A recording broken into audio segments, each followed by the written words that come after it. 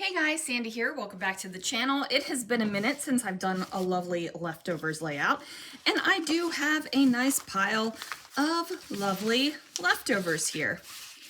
So I probably will not use all of them because there are some definite things that will clash, like this bit from my most recent making with the manufacturers, and this, like they won't all match. But I've got this pile, so let's see what I can do. All right, guys, so I am just pulling out the papers that I think go well together. These are kind of not brights. Yeah, not brights. That's what we're going to go with. But I do love the color scheme.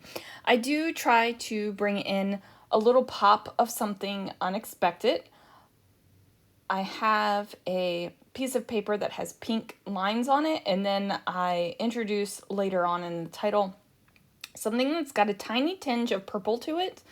So it's not an exact match for the blue that is in the flowers, the main blue that's in the flowers. But what this tiny tinge of purple does is pulls out the secondary blue in the flowers. And I'm sitting here talking to you about this, and I'm nowhere even near that point in the layout. So, whoa, jump ahead much. I am going to take this piece of paper right here, and I am going to paper tear because I love me a good paper tear. I just find that paper tearing adds a little something to your layouts. Plus, I'm still in my 90s revival mode of scrapbooking. So there we are. Now, I will say that I don't paper tear everything on this layout. I think that would have been a little bit too much. However, I do go ahead and get some things torn. Now, oh, my stomach is growling. I don't know if you guys could hear that. Now, I will tell you that I thought it was awesome that some of my paper scraps ended up being the perfect size photo mats for my photos. I did trim the photos down, so none of them are 4x6 photos. They're all slightly smaller, and they're all varying sizes, not sides, good Lord. Now, I did decide to do that on purpose because I knew my photos were gonna be this kind of like slapped together kind of photos here. It's like the photos were stacked, you went whoosh. I wish you could see my hand motion with the whoosh, and then they kind of just spread apart. Now, I realized that I really wanted to add in this khaki paper with the arrows, and I felt like if I put this square right on top of those torn paper edges, it would be like, what in the world are you doing? So I felt like I had to add one more torn paper edge to the layout, and that is the arrows right here. So like I said, not everything is torn. The horizontal piece isn't torn. The photo mats isn't torn. What I journal on is not torn. Like, none of that stuff is torn. So it's kind of a mixture. Now, I really wanted to bring in this darker green paper onto the layout, and I wasn't exactly sure how I was going to do that because it was a skinnier bit of paper. I end up coming up with what I think is a good solution for it. So that's exciting, right? It's always good when you enjoy what you come up with. It's really devastatingly sad when you are scrapbooking and you come up with something and you don't like it. But, you know, it's fine. I almost went to my paper stash and got another piece of paper to mat this last photo. But then I was like, no, this is lovely leftovers. The only paper you can use is your leftovers, except for the 12x12 base. So in my little challenge to myself, when I'm using my stack of leftovers, I always allow myself my base of the layout to be a full sheet of paper because I don't want to mess around with like finagling pieces of paper together to get a 12x12 sheet. So I do allow myself that grace. Now, I did discover that my arrow paper was a little too short for what I wanted it. So I went ahead and tore that sucker in half right underneath of the photos, and nobody's gonna ever know when they're flipping through my albums. And if you are the type of person that peels back people's photos and looks underneath of them when you're flipping through their albums, you're a flipping maniac. And yeah, you shouldn't be in people's albums. That's all I have to say about that. So I decided I'm going to bring in these green squares. I'm going to treat them like diamonds. And I'm like, okay, I got to figure this out. I don't know what I'm doing yet. So I put them off to the side because I couldn't figure out what I was doing with my life. And I'm going to come back to them, which is fine, right? Like, it's fine. I know I want to do something with them. I'm not exactly sure what, so I'll just come back to it and it'll be great. So in the meantime, I decide that since this is a photograph of a prospector, I need to add a little bit of gold, right? Like, I felt like the gold definitely had to come onto this layout. So I have this scrap piece of gold paper. Now this is much smaller than a scrap that I would usually save, but it was gold paper. And I used it in my Christmas project, I think.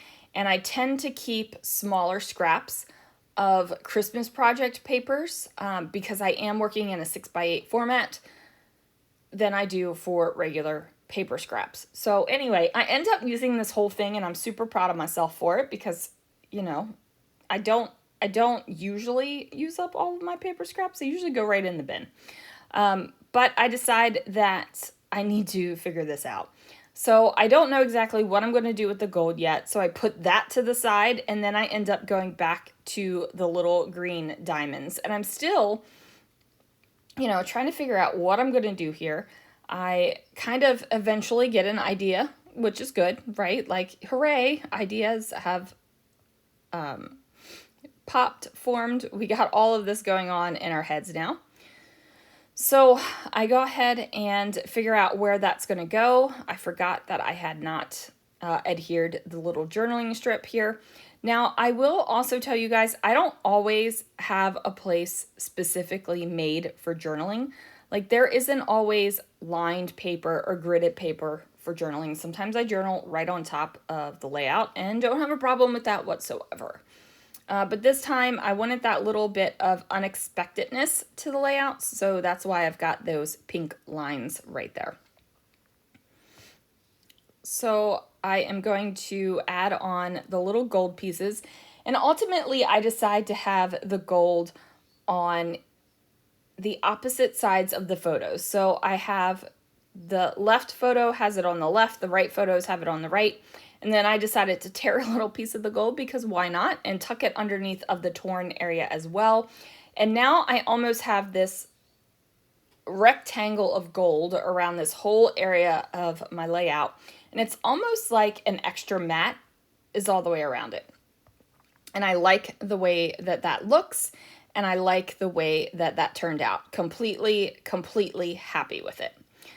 So now I got to figure out what else I'm going to add to this layout. So I need to figure out what little bit of embellishment I'm going to add and what my title is going to be and where I want my title to go. I didn't know if I was going to embellish up there where that arrow paper is, or put my title there, or embellish down here on that horizontal piece, or put my title there. I had no idea yet. Right? Like, I was just thinking about it. I was flipping through some of my stickers and I found these little gold starbursts. So I felt like these needed to be matched up with those green diamonds. And then I am going through thickers and I find the word hello. Now, I know a lot of people are over the word hello in scrapbooking. They're like, ugh, it's so tiresome. But honestly, I find it easy to use. You can hello anything for a title, right? Literally, you can hello anything for a title. And this title is going to be Hello Big Guy.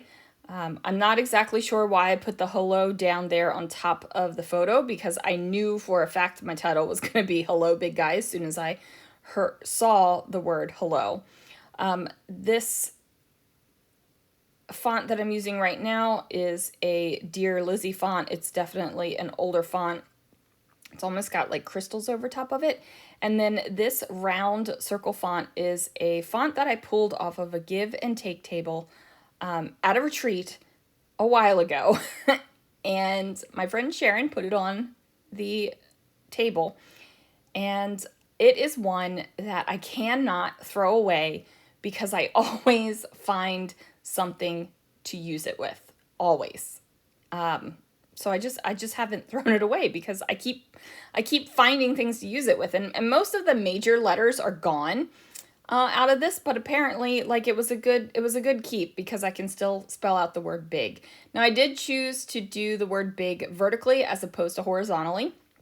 And this is where I'm talking about. This blue has a little bit of purple in it, and you can't really tell in the video, but the florals have more like a cornflower blue, and then they have a violety blue as well. So this kind of makes that violety blue in the florals pop a little bit more. And like I said, I don't think you can really see it in the video. I thought about bringing in some brads, but ultimately I decided against that. I decided, however, to bring in some tiny word phrases, and I end up just using hi, hello, and then I added in smile,